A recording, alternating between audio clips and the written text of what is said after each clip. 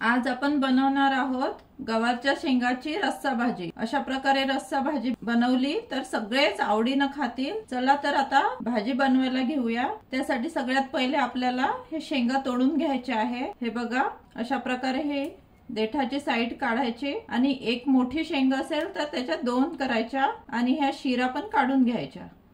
कैचीने जर कापल्या तर शिरा तशाच राहतात, मग त्या खायला कचकच लागतात।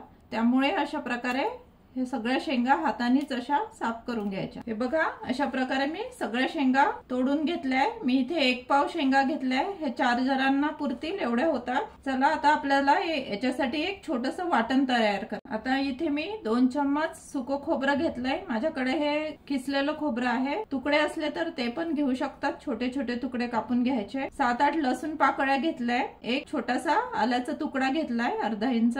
2 हिरव्या मिरच्या घेतलाय आणि कोथिंबीरच्या दांड्या घेतलाय आणि थोडी कोथिंबीर घेतली। यामुळे भाजीच्या वाटणाची चव खूप छान येते आणि भाजीला पण चव खूप छान। अशा प्रकारे मी हे असं जाडसर ओबडधोबड वाटून घेतलंय। तुम्ही जर पाटा वरवंटा असेल तर त्यावर पण वाटलं तरी चालतं, त्याने अजून चव चांगली येते भाजीची। आपल्याला हे असं जाडसरच वाटण हवंय।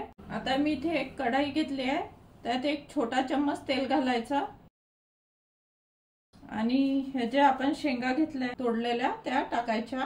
तेल गरम झाला की शेंगा आपल्याला यात परतून घ्यायच्या आहे, म्हणजे त्यांचा कलर पण चांगला येतो आणि त्या शिजल्या जातात तर भाजीची चव एकदम चांगली होते। त्याला 1-2 मिनिट अशा सतत हलवत परतून घ्यायच्या, थोडे डाग येतपर्यंत। एकदम जास्त पण नाही भाजायच्या, नंतर आपली भाजी लवकर शिजल्या जाते अशा परतून घेतल्या तर। ह्या अशा परतलेल्या शेंगा थोडं मीठ टाकून तशा पण खायला छान लागतात। अशा प्रकारे छान परतून झाल्या। मी 2 मिनिट सतत हलवत परतून घेतलाय। आता आपण ह्या एका प्लेट मध्ये काढून घेऊया। आता त्याच कढईमध्ये पुन्हा तेल घालते। आता आपल्याला भाजी करून घ्यायसाठी मसाला बनवायचा। 2 मोठे चम्मच तेल घेतलंय। तेल गरम झालंय। अर्धा चम्मच मोहरी घालते, जिरं घालते। जिरं मोहरी छान तडतडू द्यायची। हे बघा, आता मी इथे कांदा घेतलाय बारीक कापलेला। आता हा व्यवस्थित परतून घ्यायचा।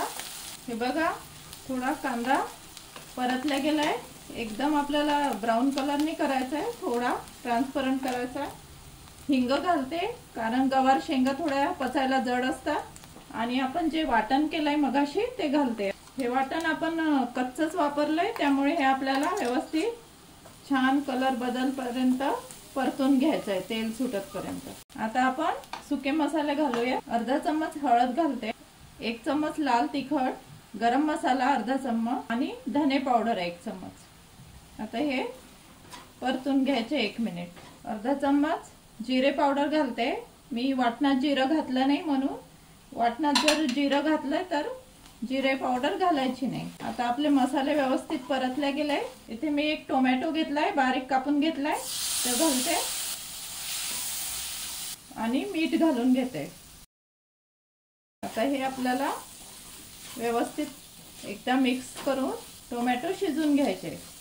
मसाला जळायला नको म्हणून मी इथे थोडं पाणी घालते, म्हणजे थोडंसं 1 चम्मच। 1-2 मिनिट झाले। आपल्या मसाल्याला छान वाफ आली आहे, तुम्ही बघू शकता। तेल पण सुटलंय छान आणि टोमॅटो पण शिजला गेलाय व्यवस्थित। आता आपण ज्या गवारच्या शेंगा परतून घेतलेल्या त्या घालूया। आता हे व्यवस्थित शेंगांमध्ये मिक्स करून घेऊया।